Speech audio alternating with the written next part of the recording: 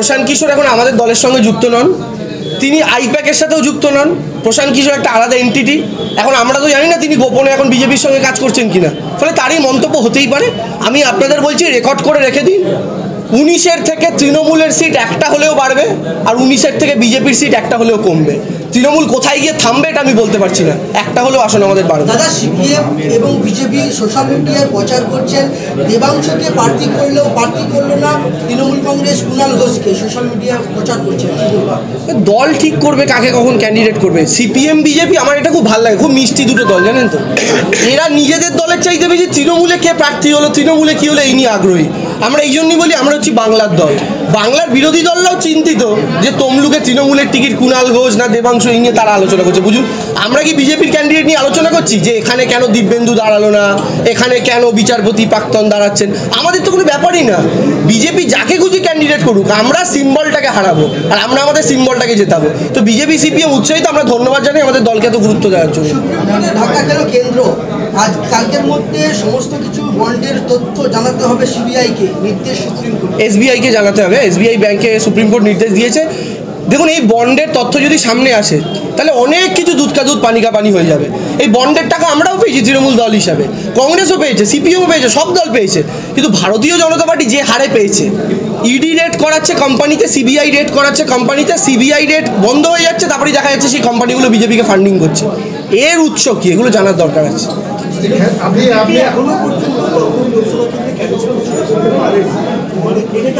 BJP ভগবান জানে, দেখুন হয়তো প্রথম লিস্টে করেননি, কেউ রাজি হবেন কি হবেন না এই সমস্ত ভেবে। দিলীপ ঘোষকে এখনো ক্যান্ডিডেচার দেননি। যে লোকটা 2019-এ তাদেরকে এত ভোটে জেতালো, গোটা রাজ্য জুড়ে বিজেপিকে জেতালো 2019-এ, সেই লোকটাকেই এখনো প্রার্থীপদ দেয়নি। আমাদের খারাপ লাগে, কষ্ট লাগে। তবে বিজেপির ব্যক্তিগত ব্যাপার, ওদের সাংসারিক ঝামেলায় দাদা আমরা নেই। আরেকটা কোশ্চেন, বিজেপি অভিযোগ করছে যে তৃণমূল বারবার 2021-এর লোকসভা বিধানসভাতে বলেছিলেন বহিরাগত বাদ থেকে বহিরাগত নিয়ে পশ্চিমবঙ্গ নির্বাচন প্রক্রিয়া বৈতরণ পার করতে চায়। সেখানে দেখে গেল লোকসভা ভোটে বাইরে দুজন সাংসদ পদপ্রার্থী। তৃণমূল আজও বলছে বহিরাগত হটাও রাজ্য বাঁচাও, কিন্তু তফাৎ আছে। ইউসুফ পাঠান আজকে আমাদের ক্যান্ডিডেট, কীর্তি আজাদ আজকে আমাদের ক্যান্ডিডেট।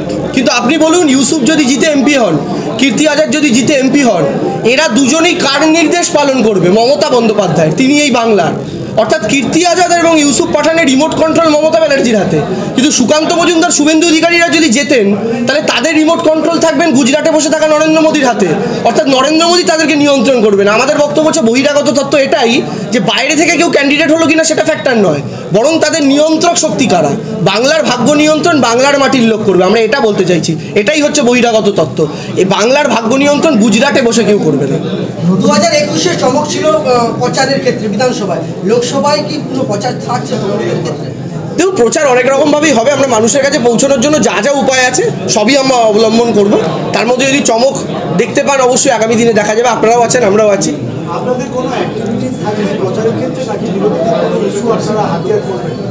দেখুন, ইস্যু তো রোজ আসতে থাকে, বিভিন্ন রকম ইস্যু, তো ফিক্সড কিছু নয়।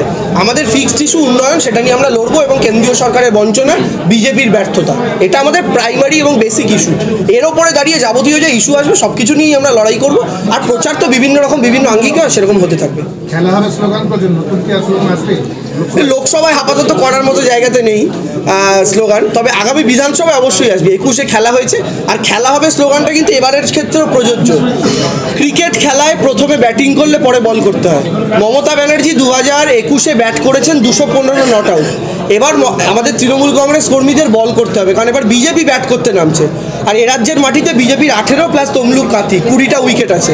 আমরা বল করে বিজেপির 20টা উইকেট ফেলবে আমাদের কর্মীরা, সেদিন গিয়ে খেলা শেষ হবে।